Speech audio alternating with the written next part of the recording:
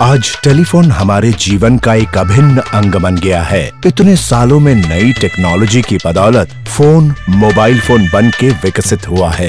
हमारे उस अति आवश्यक कॉल के लिए फोन बूथ ढूंढना और बाहर कतार में इंतजार करना शुक्र है कि खत्म हो गया। अब आप दूर दराज लोगों के साथ संपर्क में रह सकते हैं और किसी भी आपात स्थिति का तुरंत सामना कर सकते हैं। मोबाइल फोन ने वास्तव में हमारे जीवन को आसान बना दिया है। मोबाइल फोन के उपभोक्ता में पिछले दशक में अधिक तेजी से वृद्धि हुई है। आज दुनिया की आबादी का 70% मोबाइल फोन का उपयोग करता है। ये नई तकनीक के कुछ विकिरण चिंता का विषय है। आज मोबाइल फोन के उपभोक्ता और मोबाइल बेस स्टेशन की सीमा के भीतर रहने वाले बहुत चिंतित है कि इस उपकरण से निकलती रेडियो फ्रीक्वेंसी विकिरण का प्रभाव उनके स्वास्थ्य के लिए हानिकारक तो नहीं।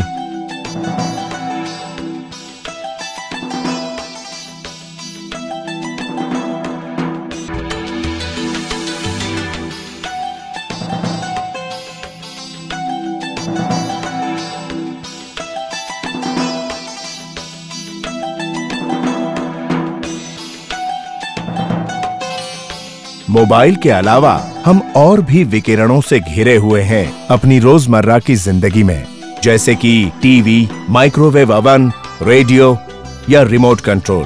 दरअसल विकिरण हर जगह हमारे चारों तरफ हैं।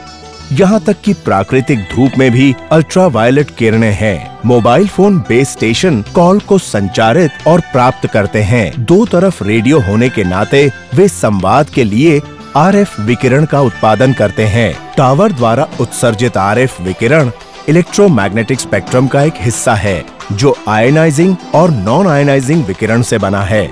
नॉन आयनाइजिंग विकिरण हानि रहित है क्योंकि उनकी फ्रीक्वेंसी कम है, जबकि आयनाइजिंग विकिरण की फ्रीक्वेंसी एक्सरेज, गामा रेज की तरह ज्यादा है, जो जैविक ऊतकों को नुकसान पहुंचा सकते हैं। एएम और एफएम रेडियो, मोबाइल फोन, बिजली के उपकरण, बिजली लाइन आदि कम फ्रीक्वेंसी के हैं और स्पेक्ट्रम के नॉन आयनाइजिंग रेंज में आते हैं, इसीलिए हानिकारक नहीं है।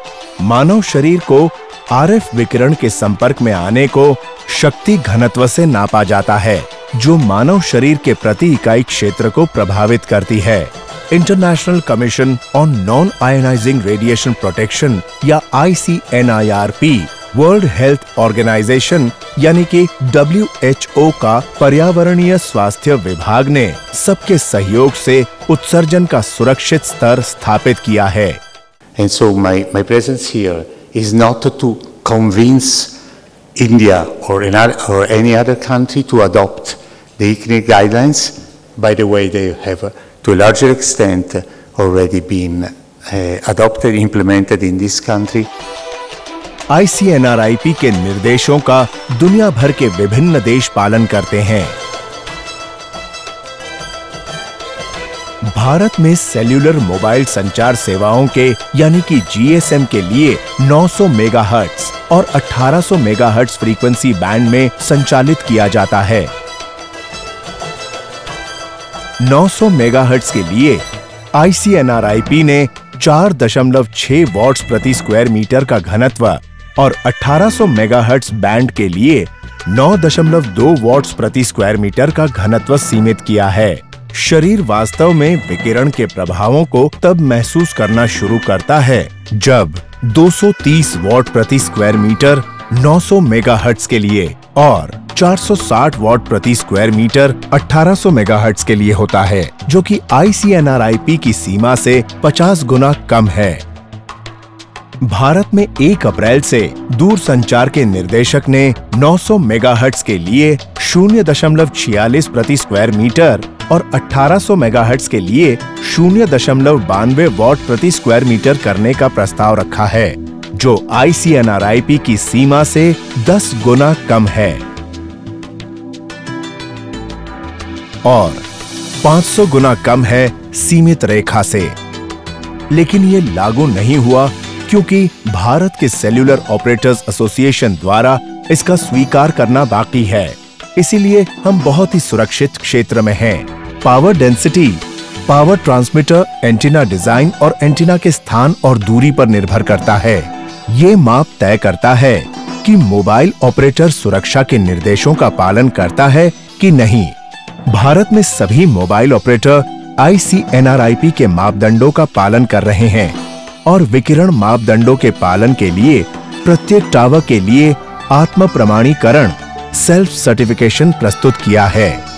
अगर किसी भी मोबाइल ऑपरेटर ने मापदंडों का पालन नहीं किया तो उसे 5 लाख रुपए का दंड देना पड़ता है। ये काम कैसे करता है? विकिरण एक सीधी रेखा में यात्रा करता है। संचार टावर इमारत की बाहर की बाजू रहता है, जिससे उत्सर्जित विकिरण का 99% इमारत के बाहर जाता है और 1% ही इमारत के निचले भागों तक पहुंचता है। किसी एक जगह पर कई टावरों के मिश्रित प्रभाव का परिणाम विकिरण है। इसीलिए एक टावर को हटाने का मतलब ये नहीं है कि आप विकिरण के संपर्क में नहीं हैं। कैंसर रिसर्च एजेंसी IARC, जो WHO की एक विशेष एजेंसी है, वो नियमित रूप से जानलेवा खतरों या कैंसर करने वाले एजेंट मिक्सर एक्सपोजर जो मनुष्य पर हावी होते हैं, जिसका वर्गीकरण किया गया है। समूह A मानव जाति के लिए जानलेवा सिद्ध किया गया है, वो है alcohol, asbestos, arsenic, benzene, formaldehyde, ionising radiation, तंबाकू चबाना, धूम्रपान, पेंट और सनलाइट। समूह 2 शायद मानव जाति के लिए ये भी जानलेवा हो सकते हैं, hairdressers, barber, petroleum refining. समूह 3 ये सब मानव जाति के लिए जानलेवा हैं कि नहीं, इसके पर्याप्त सबूत नहीं है, जैसे कि coffee, diesel, magnetic field, dry cleaning, मसालेदार सब्जियां, स्टाइरीन। समूह 4 वर्गीकरण के लायक नहीं। Electrical fields, chlorinated drinking water, hair colouring, fluorescent lighting, acrylic acid. To lower the standards for the antennas and towers, I have not seen any scientific evidence to lower these standards. Just 2 weeks ago, I was at a meeting in Rajasthan, in Jaipur, and the same issues were raised, and people were asking me questions about the safety of TV towers and antennas.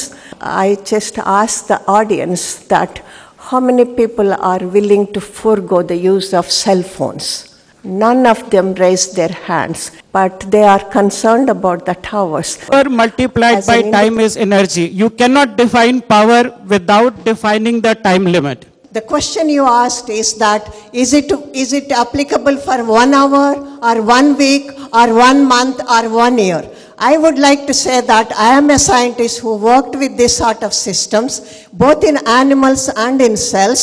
We have exposed the cells for 10 watts per kilogram for 24 hours or whole lifetime of the animals, and we have not seen any cancers or any ill effects on those animals.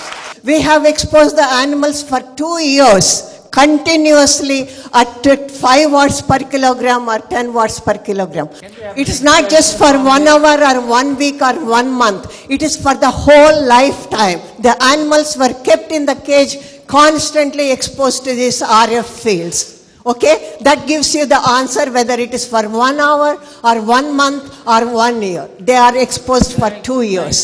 The experts in the health industry have really not found anything which is scientifically documented, which says that there is a risk of tumor being generated in the head or any ear problem coming up, or maybe the pacemakers going haywire if the cell phones vibrate.